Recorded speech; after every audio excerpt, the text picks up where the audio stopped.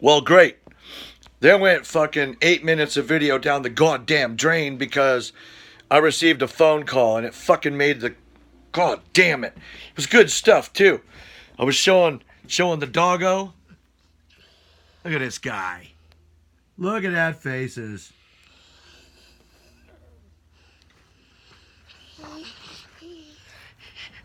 Son of a bitch knows it's almost dinner time.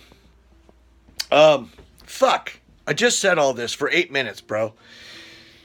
Well, here's the condensed version because that one drug on like I do anyway. Me and a buddy got to talking online yesterday on a like a chat server type thing, one of these clients, and in fact, it was fucking today. So I mean, the days run. I'm staying up late as shit at night and getting up fucking kind of earlier than I should.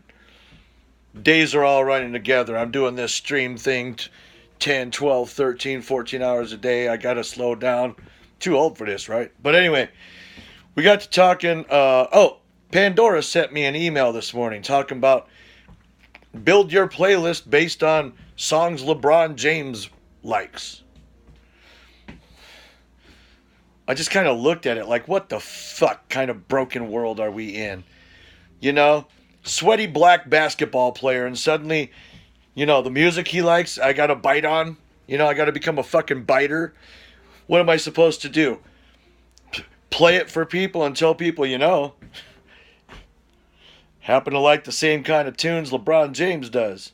Fact, these are them. What a fucking biter, right? Get a goddamn personality. Get a fucking backbone. There was another star included in the email. I'm assuming it's a star. Don't know the whore. Listen, in sixth grade, I was reading and writing and comprehending at a college level. I can't even begin to say this whore's name. So who fucking cares who she is? But much less who cares what the fuck music she listened to. What the fuck? Right? I mean, why isn't Donald Trump's playlist being offered? Well, we all know why. Couple reasons. Number one, Donald Trump, lefties, snowflakes, crybabies, feminists. But number two, probably full of Johnny Reb and, old country artists that include the word and, the N-word in their lyrics a lot. But anyway, so we got to talking about fucking biters. And, like, why the fuck would it matter if your playlist included things some tall black guy you've never met? Folks, he plays basketball. He plays it well. Right? Tom Hanks, fucking great actor, and I respect his ass a whole lot for staying the fuck out of the media with some kind of flappy jaw mouth like this bitch Robert De Niro. Talk about he wants to hit. Come on, bitch. Don't show your hand like that, right? You're an idiot. But it's not what the vlog's about. I gotta stay focused. Do I care what he puts on when he gets home? Do I care what the fuck is on his stereo? I mean, there's a passing interest. I mean, if somebody knew for a fact who his top 3 favorite bands were, or groups, or singers, or whatever, and could relay that to me, yeah, fuck, that's a little interesting, Am I going to bite his playlist like some homo with an unhinged jaw, sucking and clawing just to be cool through another man? Unless I happen to like the bands. No. And even if I did like the bands, the last thing that's coming out of my mouth at a fucking party is Tom Hanks likes this too. I'd expect to get hit. Who the fuck cares, Rich? So then we started talking about a kid we'd met quite a few years ago at one of my friend's parties. I think it was a birthday party. I'm bad with time. Could have been 10 years ago, could have been 8, could have been 12, could have been 15. We've been partying a while. All right, bitches. And motherfuckers, right? I don't want to seem fucking sexist and racist and This is the kind of kid with no personality. He like exists just to experience things and let those experiences define him so that he can later relay them to you, because they have to be much better than any experiences you've experienced. Swear to fuck, I've never said experienced more times in a sentence. Well, if I gave a fuck, I'd edit it. I don't. Listen to it, eat it up, experience it.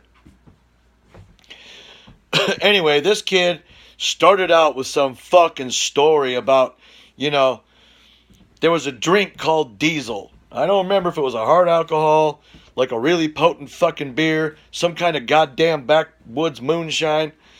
But, apparently, it's only available in like 1 square mile in the smallest town of like South Carolina where he happened to be. And, these guys, right? Who the fuck knows what this drink is?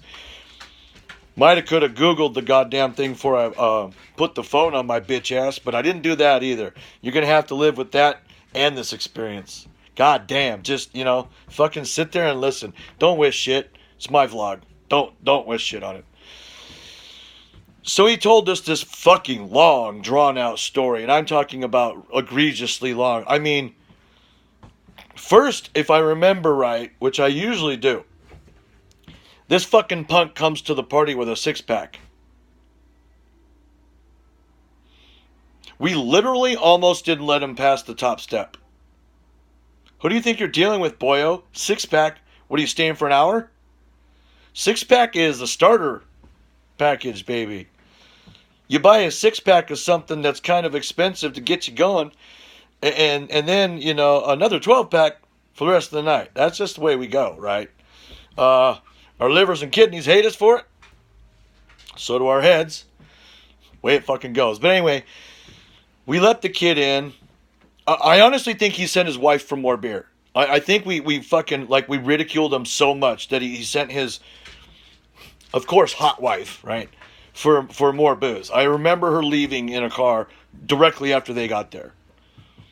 I could be wrong on that too, but I'm usually not. I have an odd memory for a complete fucking drunk. So this kid's story goes on and on and on and on. You know the kind of story. Fucking, every detail in the world seems to matter, down to what the fucking stools were made out of, down to the smells of the place. But it's not a good story. See, I know what you're thinking. Well, shit, that's what Stephen King does, Details add, no. When he added details, it was like he was convincing himself first, and then us. You know the type. So anyway, long story fucking short, I think the whole point of that story was there was some, big yoked up corn-fed white boy challenging him to a drink off, and he chose this Diesel drink and put the guy in the dirt, and of course he did, right? He's never gonna relay a story in which he wasn't successful. I mean, what kind of story is that? And then he just fucked me up. Shouldn't have done that. That's not going to happen. So then I get to hear this long, drawn-out tale. And when I say long and drawn out, I'm talking it could have been 2 fucking hours, dude. Over time, right? He'd get a half hour into it.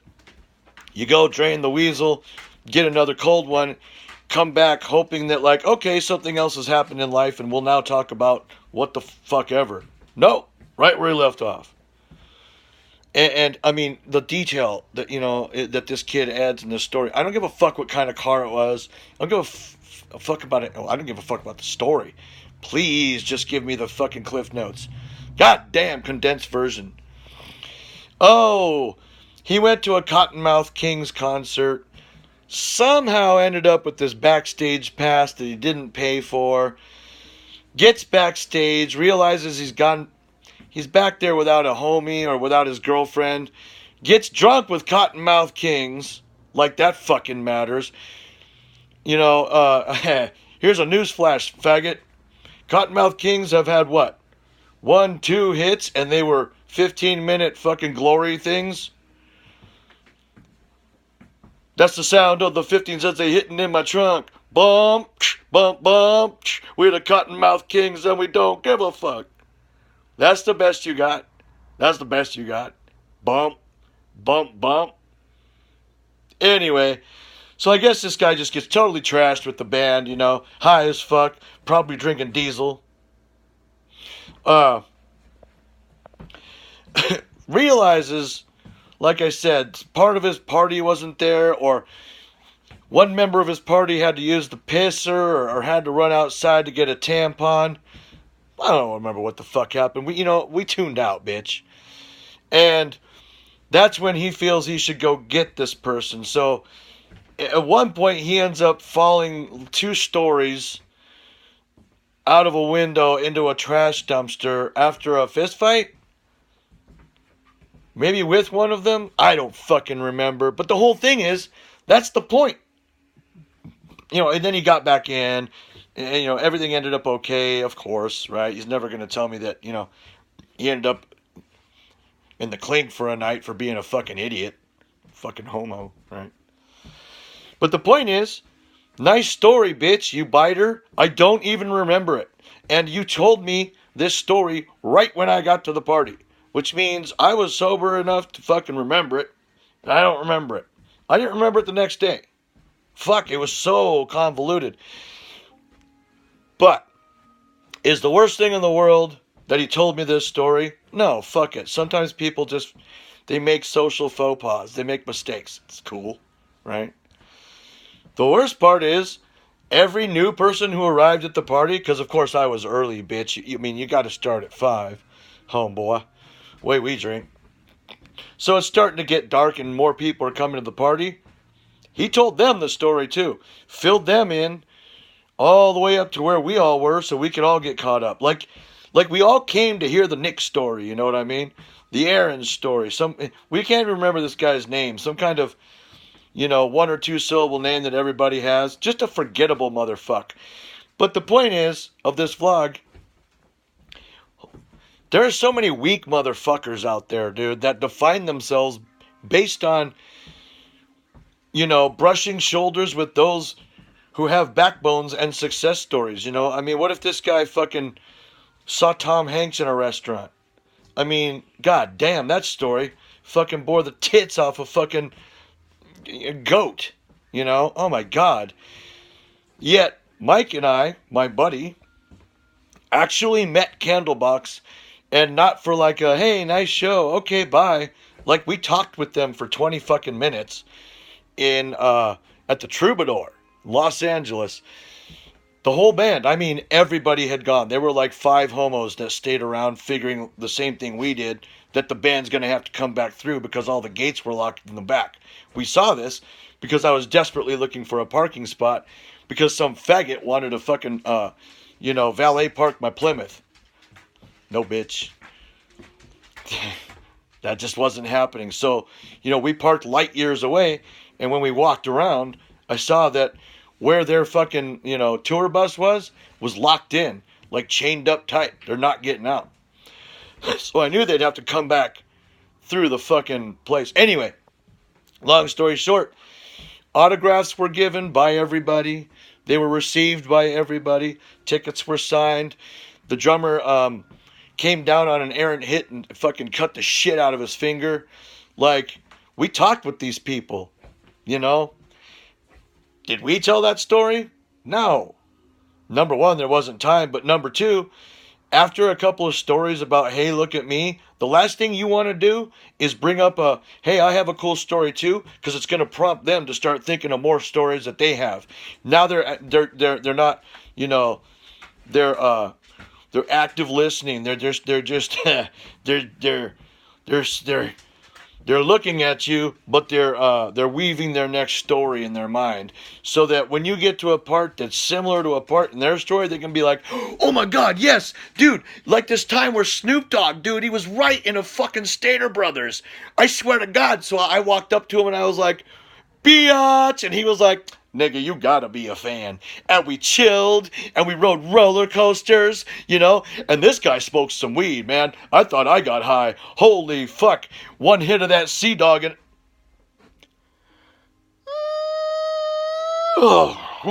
Fucking boring. Don't be a biter.